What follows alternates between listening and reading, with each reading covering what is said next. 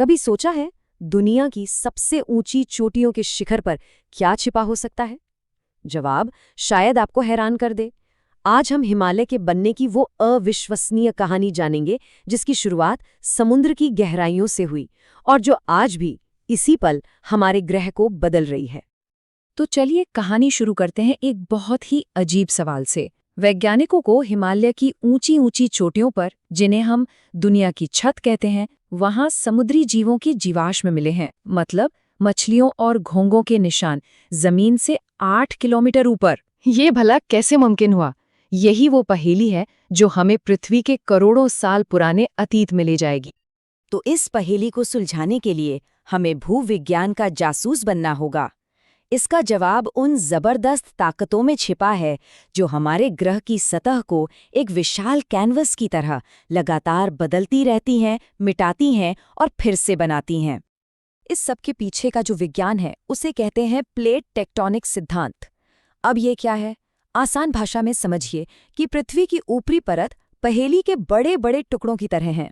ये टुकड़े, जिन्हें हम प्लेट्स कहते हैं, हमेशा बहुत धीरे धीरे खिसकते रहते हैं। कितना धीरे? जितना हमारे नाखून बढ़ते हैं। और जब ये विशाल प्लेटें आपस में टकराती हैं तो हिमालय जैसे चमत्कार होते हैं। अब असली कहानी को समझने के लिए चलिए समय में थोड़ा पीछे चलते हैं, बहुत पीछे, एक ऐसी दुनिया में जहां हिमालय का कोई नामो निशान नहीं था, बल्कि उसकी जगह एक विशाल प्राचीन सागर लहराता था। जरा सोचिए, आज से लगभग 20 से 30 करोड़ साल पहले की दुनिया। उस समय जहां आज भारत और एशिया हैं, उनके बीच एक बहुत बड़ा गर्म समंदर फैला हुआ था। भूवैज्ञानिक उसे टेथिस सागर के नाम से जानते हैं। और देखिए, ये टेथिस सागर सिर्फ पानी नहीं था, उसके तल में लाखों सालों से नदियां मिट्टी और रेत जमा कर रही थीं। अनगिनत समुद्री जीवों के खोल और कंकाल भी परत दर परत बैठ रहे थे। एक तरह से अनजाने में ही भविष्य के पहाड़ों की नींव रखी जा रही थी। और फिर कहानी में एक जबरदस्त मोड़ आता है।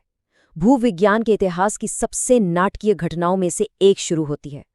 दो महाद्वीपों के बीच एक ऐसी टक्कर जो धीमी तो थी, लेकिन उसे कोई रोक नहीं सकता था। ये कोई एक दिन में नहीं हुआ। लगभग 20 करोड़ साल पहले भारतीय प्लेट ने उत्तर की तरफ अपना लंबा सफर शुरू किया और फिर करीब 5 से 6 करोड़ साल पहले उसकी एशियाई प्लेट से सीधी टक्कर शुरू हो गई। और सबसे हैरान करने वाली बात, ये टक्कर आज भी इसी वक्त भी जारी है। तो इस टक्कर का नतीजा क्या हुआ? सोचिए, जैसे दो गाड़ियां आमने सामने टकराती हैं तो उनका बोनेट कैसे मुड़कर ऊपर उठ जाता है। ठीक बिल्कुल वैसे ही जब भारतीय प्लेट एशियाई प्लेट से टकराई तो उनके बीच फंसा टेथिस सागर का तल किसी कागज की तरह मुड़ने और सिकुड़ने लगा। तो हमारे पास क्या था? एक तरफ थी टक्कर की जबरदस्त ताकत और दूसरी तरफ था एक प्राचीन समुद्री तल जो लाखों सालों के जीवाश्मों और चट्टानों से भरा था। तो आइए देखते हैं कि कैसे इस महाटक्कर ने समुद्र के अंदर से दुनिया की सबसे ऊंची चोटियों को जन्म दिया।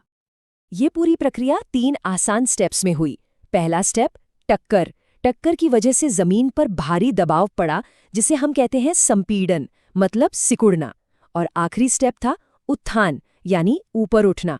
जब ये दबी हुई चट्टानें ऊपर और ऊपर उठती चली गईं और पहाड़ों का जन्म हुआ।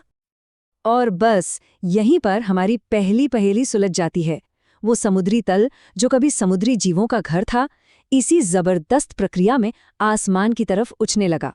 और इसीलिए आज हमें माउंट एवरेस्ट की चोटी पर समुद्री मछलियों के जीवाश्म मिलते हैं। कमाल है ना?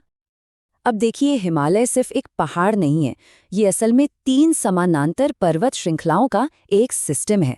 सबसे बाहर की तरफ है शिवालिक रेंज, उसके बाद आता है मध्य हिमालय जहां खूबसूरत घाटियां और जंगल हैं, और सबसे आखिर में है महान हिमालय, बर्फीली चोटियों का वो ताज जहां माउंट एवरेस्ट है।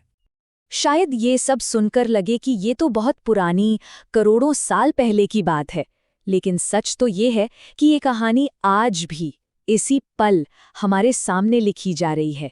हिमालय का बनना कोई खत्म हो चुकी घटना नहीं है, ये एक जीती जागती प्रक्रिया है। हर साल भारतीय प्लेट लगातार एशियाई प्लेट को करीब 5 सेंटीमीटर की रफ्तार से धकेल रही है। अब 5 सेंटीमीटर सुनने में ज्यादा नहीं लगता है ना, लेकिन जब ये करोड़ों सालों तक होता है तो ये इतनी जबरदस्त ताकत बन जाती है कि पहाड़ खड़े कर दे। इसी लगातार हलचल का मतलब है कि हिमालय एक जिंदा पहाड़ है।